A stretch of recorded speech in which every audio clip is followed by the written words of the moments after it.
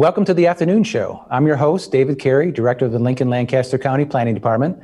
This show will highlight important topics related to the update of our comprehensive plan and our long-range transportation plan. This update effort is called Plan Forward 2050. We are zooming in experts from our community to learn about many important efforts that are ongoing in Lincoln and Lancaster County, and then using that information to inform our long-range decisions. In today's episode, we will talk with Kim Morrow, Director of Climate Planning and Resilience with Veritas Group, and learn about climate resilience and Lincoln's Climate Action Plan. Welcome to the show, Kim.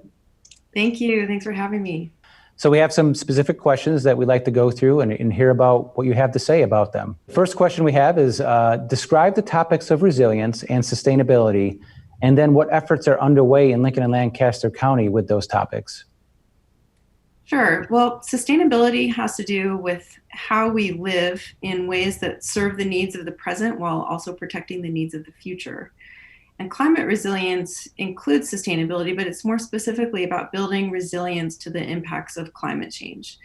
And it's work that's done in a cross-sectoral way. So it's different than simply hazard mitigation. It also includes things like economic health, public health, and volunteer programs, all kinds of things. So Lincoln has been working on sustainability in several ways for many years. There's been lots of citizen interest in sustainability, from urban gardening to parks to recycling to habitat preservation. The Mayor's Environmental Task Force has been going on quite a long time. And the existing comp plan already includes many strategies to incorporate sustainability into the city's growth.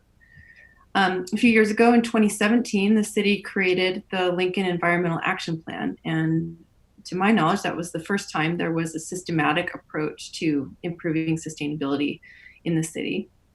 And then last year in 2019, when Mayor Lyrin Gaylor-Baird was elected, she announced that one of her top priorities was to create a climate action plan.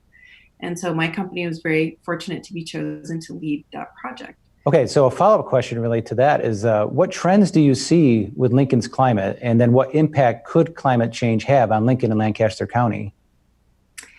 There will be some important changes to our climate. Just to name a few, we will see warming temperatures. Overall, average temperatures are predicted to be 2 to 5 degrees warmer by 2050.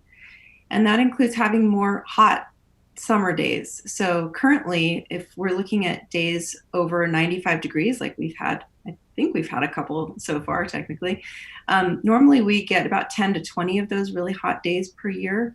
But by mid-century, that number will double. So we might have 20 to 40 really hot days per summer. And that, of course, impacts plant growth and development. So our summer is going to feel more like Oklahoma City in the future than the Lincoln of the past. We'll also see changes with precipitation. We'll probably have winter and spring totals that might be 25% higher than the current amount of rain that we get. And part of that is more heavy downpours too. People have probably noticed that a lot of times we just get these incredibly drenching rains. That's an aspect of climate change. And we're due to see maybe up to 35% more of those heavy precipitation events by the middle of the century. So at the same time, we'll be seeing more rain. We'll also have more incidents of drought, kind of flipping back between extremes of a lot of rain and seasons of drought. And altogether, what these impacts mean for Lincoln is higher increase of flooding events, more heat-related public health risks, more demand for water, more electricity demand in the summer for air conditioning and irrigation. Interesting. Yeah, this week of the time of this taping, we've had some of those hot days already, and we literally just had one of those big downpours as we take this. So, right. Okay, so here's a question that is on everybody's mind now too: is how is COVID-19 impacting our community's resiliency? This is a lot of a packed question right now, but it's something that we have to talk about. Absolutely, and we wouldn't want to ever go through something like this as a learning experience, but I do think that it has been a warning event for climate disruption in a couple of different ways. One is, it's clearly been a public health emergency, and so now we see what that's like. Lay people like us, we never really talked about hospital bed capacity before, but now we can really see how our healthcare system might be stressed if we had a major natural disaster here and you had a whole lot of people needing health care and emergency care at the same time. We've also seen disrupted supply chains. Our urban gardeners have been telling us for years that we need to grow more of our own food here locally because our national and international food supply network is at risk of being affected by different kinds of aspects of climate change, whether it might be crop failures affecting pricing and availability of items, or flood events interrupting transportation supply networks, things like that. And now recently we've seen how this virus outbreak has affected meatpacking plants and the nation's meat supply. So things like that, we've kind of gotten a sneak preview at how our supply of goods in our grocery stores might be affected. Okay, so getting kind of drilling down to more of the specific work that you've been working on, what is the Climate Action Plan and why should the community members care about this plan? Well, the Climate Action Plan will be a roadmap for the city to guide its progress over the next 30 or so years as it becomes a more climate smart city. And it will include goals to reduce greenhouse gas emissions and build climate resilience. The plan has 8 main goal areas, ranging from transitioning to low carbon energy, building a decarbonized transportation infrastructure, protecting vulnerable populations, building a more robust food system, and several more. So this is a question that gets to the heart of why we're having this conversation today in regard to the comprehensive plan, but how does the Climate Action Plan relate to the Plan Forward effort?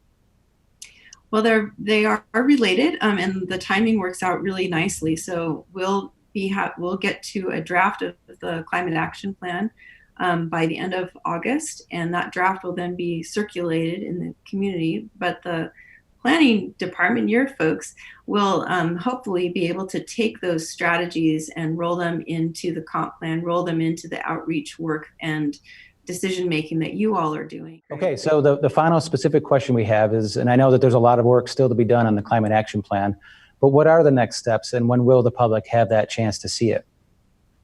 Well, I'm happy to say that we are back from a short pause. The project was on pause during the pandemic, but now we've restarted and we're working on finishing writing up a draft of the plan. We'll be meeting with a few of the groups that we worked with over the last year to show them the draft and get their feedback. The mayor's office will be reviewing the draft, and then it will go to our designers. So by the end of by this fall, at some point, the draft plan will be released to the public, and we will be seeking public feedback on it through the fall. Well, that's all the time we have today. Thank you, Kim, for sharing your insights on resiliency and the Climate Action Plan. It was great to hear from you and to see you, and I'm sure our viewers learned something today. Thank you so much for having me, and thank you everyone for your interest in Lincoln's climate work.